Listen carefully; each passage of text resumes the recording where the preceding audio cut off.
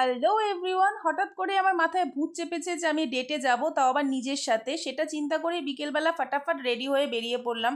Auto ধরে সোজা বেরিয়ে গেলাম নিজের সাথে নিজেই ঘুরতে, একা একাই। কারণ ওই যে মানুষের ওপর নির্ভর করে থাকার মতন তো মানুষ আমি না। তো যখন ঘোরার মুড হবে তখন আমি একা একাই ঘুরতে বেরিয়ে যাই। এইরকমই সোজা চলে গেলাম দক্ষিণেশ্বরে। ভাবলাম ওখানে একটু গঙ্গার পাড়ে গিয়ে বসবো, নিজের সাথে নিজে কিছুটা সময় কাটাবো। বাট গিয়ে তো ওখানে আমার আধা মাথা খারাপ হয়ে গেছে, কারণ এত পরিমাণে ভিড় ছিল। হয়তো সানডে ছিল বলে এত পরিমাণে ভিড় ছিল, বাট বাইরের ওয়েদারটা ছিল জাস্ট ফাটাফাটি, সেটা তোমরা দেখতেই পাচ্ছ। তো এখান থেকে হেঁটে হেঁটে আমি সোজা চলে যাই মন্দিরের ভেতরে। আর মন্দির এখন অনেক কিছু চেঞ্জ করে দিচ্ছে দক্ষিণেশ্বরে, আমি বহু দিন বাদে গেলাম।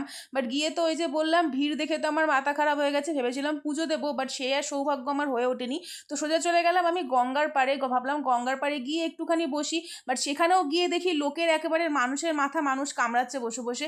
যাই হোক, আমিও বসে পড়লাম, যে ভাবলাম এখানে একটুখানি বসে সময় কাটাই, বাকিটা